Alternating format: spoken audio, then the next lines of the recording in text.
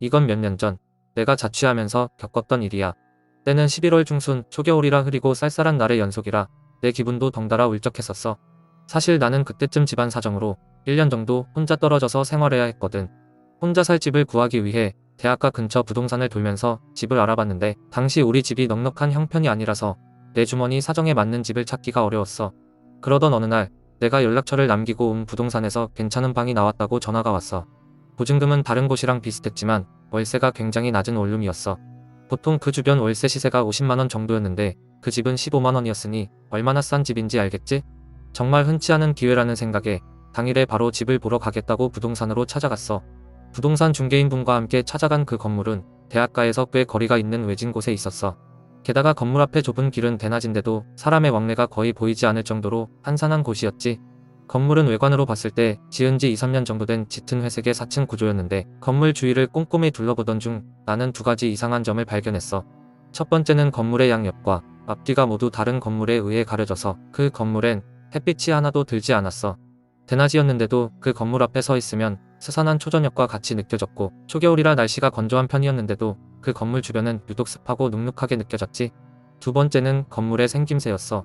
보통 건물은 둘레가 직사각형 모양으로 생겼잖아. 그런데 이 건물은 특이하게 오각형 아니면 육각형의 원통 모양으로 생겼어.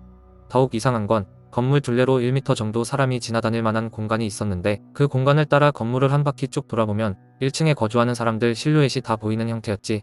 내가 소개받은 방은 1층이었는데 방은 10평 정도로 생각보다 넓었어. 그렇지만 역시나 햇빛이 거의 들어오지 않아 방이 어두컴컴한 느낌이었지. 그리고 방은 전 주인이 이미 이사를 가서 빈집인 상태였어. 나는 부동산 중개인에게 물어봤어. 방이 1층인데다가 베란다가 다른 건물에 가려져 있어 생각했던 것보다 더 어둡네요. 전에 어떤 분이 살고 계셨나요? 제가 듣기론 근처 대학에 다니는 남학생이 2년 정도 지냈다고 하는데 그 이외엔 잘 모르겠네요. 방을 뺀 건 학교를 그만두느라 그랬다고 하더라고요. 나는 학교를 그만뒀다는 부분에서 의문이 생겼지만 사정이 있었나 보다 하고 더 캐묻지 않기로 했어. 방안을 자세히 둘러본 결과 햇빛이 잘 안 들어오는 점을 빼곤 나름 괜찮았어. 지은 지 얼마 안 된 신축 건물이라 화장실이나 주방도 깨끗했고 무엇보다 나는 주변 소음에 민감한 편이라 그 부분을 제일 걱정했는데 중개인에게 물어보니 1층에 사는 네 가구 모두 어느 정도 나이가 있는 직장인들이라 그 부분은 문제 없을 거라고 했어. 여기까지 중개인과 얘기하는 도중 내 시선이 무심코 방 한 구석에 머물게 되었는데 자세히 보니 방 구석 쪽에 투명한 물이 지름 10cm 정도로 둥그렇게 고여있는 거야.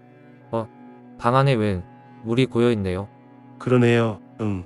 아무리 찾아봐도 물이 새거나 흐를 만한 데가 없는데 전 주인이 이사하다가 실수로 흘린 물이겠죠. 나는 조금 신경이 쓰이긴 했지만 저렴하고 깨끗한 방에 눈이 멀어 그 말을 대충 넘겨들었고 금방 잊어버렸어. 그리고 며칠 뒤 계약서에 도장 찍고 그 집으로 이사를 가게 됐지. 그리고 이사 당일, 지금 기억하기론 그날은 아침부터 가랑비가 내렸는데 그 비가 저녁까지 쭉 이어졌어. 하루 종일 정신없이 이삿짐을 풀고 청소하는데 몰두하다 보니 어느덧 시간이 새벽 1시가 다 됐더라고. 오늘은 대충 정리는 다 한 것 같으니 내일 일어나서 마무리하자. 하던 걸 내려놓자마자 긴장이 풀려서 그런지 피곤함이 몰려왔고 나는 손만 씻고 그대로 침대 위로 쓰러져 잠이 들어버렸지. 그런데 말했듯이 나는 소음에 민감한 편이라 잠기가 굉장히 밝은 편이야. 깊게 잠이 들었어도 주위에 소리가 나거나 사람이 근처에 오면 본능적으로 느끼고 눈을 뜨는 체질이었지. 잠이 든 지 얼마나 지났을까? 타닥타닥하고 땅에 떨어지는 빗소리에 문득 잠에서 깨버린 거야. 그러고는 뭔가 이상한 느낌에 실눈을 떴는데 방 안은 눈을 감은 건지 뜬 건지 모를 정도로 정말 새까만 암흑 속이었어. 지금 몇 시지? 하면서 휴대폰을 찾고 있었는데 바로 그때였어. 현관문 쪽에서 아주 작게 똑똑하는 소리가 들려왔어.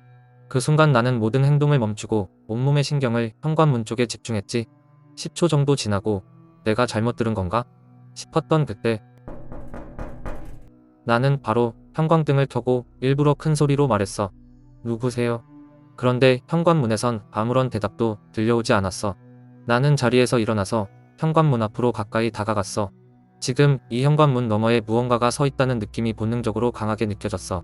현관문 너머를 보기 위해 현관문 렌즈를 찾았지만 이 건물 현관문에는 렌즈가 달려있지 않더라고. 결국 한참 동안 망설인 끝에 나는 현관문을 살짝 열어봤어. 우리 집 문 앞엔 어떤 여자가 서 있었어. 그 여자는 20대 초 중반으로 어려 보였고 옷차림은 이 추운 초겨울 새벽에 전혀 맞지 않게 흰색 반바지에 빨간색 티를 입고 있었어. 게다가 비를 다 맞고 온 건지 온몸이 젖어 물이 뚝뚝 흐르고 있었고 고개를 숙이고 있는 데다가 머리카락이 얼굴을 덮어 얼굴도 제대로 보이지 않았어. 그 몰골에 나는 너무 소름이 끼쳤지만 일단 먼저 물어봤어. 누구신데요?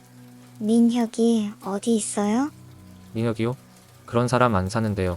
전 어제 새로 이사 온 사람이거든요. 내 말이 끝나는 순간 고개를 푹 숙이고 아래만 내려다보던 그 여자가 갑자기 고개를 들었고 미친 듯이 눈동자를 좌우로 돌리면서 내 어깨 너머로 보이는 내 방을 이리저리 훑어보기 시작했어. 나는 그 모습에 너무 소름 끼쳐서 나도 모르게 문을 쾅 하고 세게 닫아버렸어. 그 뒤로 여자는 집에 돌아갔는지 더 이상 인기척은 나지 않았지. 그리고 나는 도망치듯 이불 속으로 들어와 벌벌 떨다가 나도 모르게 어느 순간 다시 잠이 들었어. 피로가 쌓였는지 나는 그날 평소보다 늦잠을 잤어. 그리고 침대에서 일어나기 위해 방바닥에 발을 디디는 순간 뭔가 첨벙하는 소리와 차가운 느낌이 들었어. 너무 놀라 발밑을 봤더니 온 방바닥이 물바다가 되어 있는 거야. 나는 일단 정신없이 수건으로 바닥을 닦기 시작했어. 한참 닦던 와중에 물이 도대체 어디서 흐른 건가 싶어 물줄기를 따라가 봤더니 그 물은 현관문에서부터 이어져 있었어. 흥건한 물과 현관, 어제 온몸이 젖어 있던 현관 밖에 그 여자. 지금 이 이상한 일이 어제 새벽에 본 여자와 관련이 있다는 생각이 드는 순간 내 몸은 사시나무 떨듯 덜덜 떨리기 시작했어. 그렇게 소름 끼쳤던 이삿날이 지나가고 그 뒤로는 꽤 오랫동안 비가 오지 않았어. 그동안 나는 1층에 사는 이웃 사람들과 인사도 하게 됐고 안부 인사 정도 나누는 사이가 됐지. 그러다가 그 사람들로부터 이상한 이야기를 하나 듣게 됐어.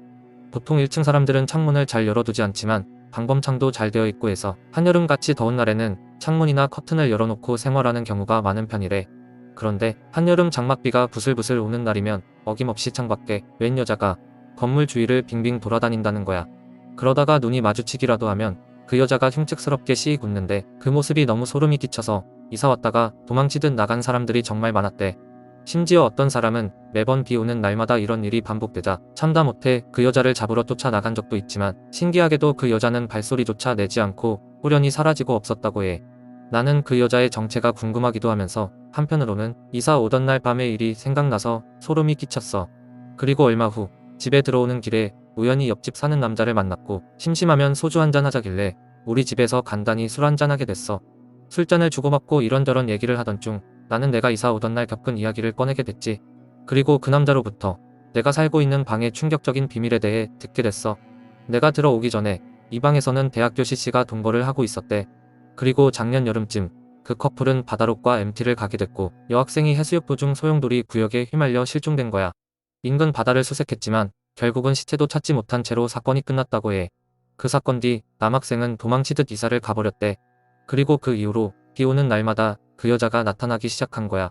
건물 사람들은 죽은 여학생이 남학생을 찾으러 이 건물 주변을 빙빙 맴돈다고 생각한대. 그날 이후 나는 비 오는 날이면 절대 그 집에 들어가지 않았어. 여름 장마 땐 동네에 있는 모텔을 빌려 지내거나 친구 집에서 신세를 졌지. 그때는 이사할 돈이 아까워서 아득바득 버텨서 1년 꽉 채우고 바로 이사 갔는데 지금도 비가 오면 이사 가던 그날 밤 생각이 나. 그 여자는 아직도 비가 오는 밤이면 그 건물 주변을 빙빙 돌면서 남자친구를 찾고 있을까?